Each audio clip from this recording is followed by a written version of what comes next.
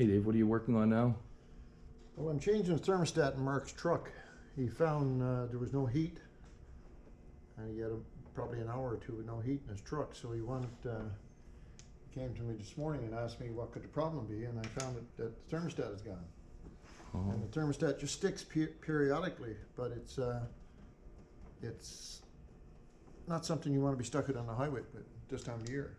Especially if you're not checking your antifreeze and doing your preventative maintenance before you go on the road somewhere or you travel any distance. I mean, you should always check your oil, always check your lights, and you know, sometimes we want two people to check your lights because you can't check brake lights.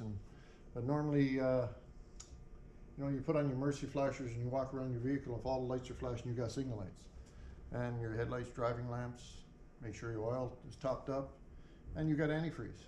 And a sure sign to check if you've got problems with your cooling system is that when your truck has been running for a while, if you turn around and squeeze your main hose coming out of the top of your rad, if there's no pressure on the rad, it means you've got a leak in your system.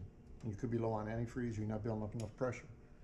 And just a little preventive maintenance, make sure your cab area is all clean, there's no debris flying around, because if you've got to do an emergency stop, you don't want a can flying up underneath your brake pedal, or, you know, so you got to keep your operator's compartment clean, windshield clean, and make sure you got a good view of everything around you. Another good thing to always check this time of the year is make sure you got windshield wash, because the road's so dirty, you got so much slush and everything going around, so always keep your windshield wash container full.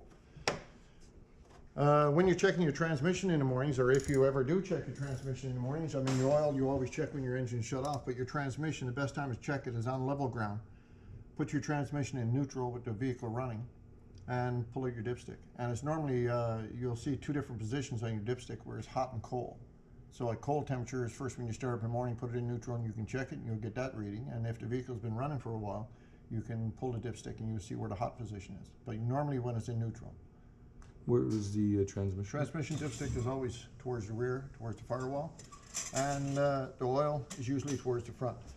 On different vehicles, Chevys, Dodges, they're on opposite sides. No one could get together and do it all at the same time. And you get your power steering fluid on this side, your brake fluid, which is usually a see-through container or a visible line. You can always spot where your brake fluid is, and there's always a monitor on the other side telling you that if it's full.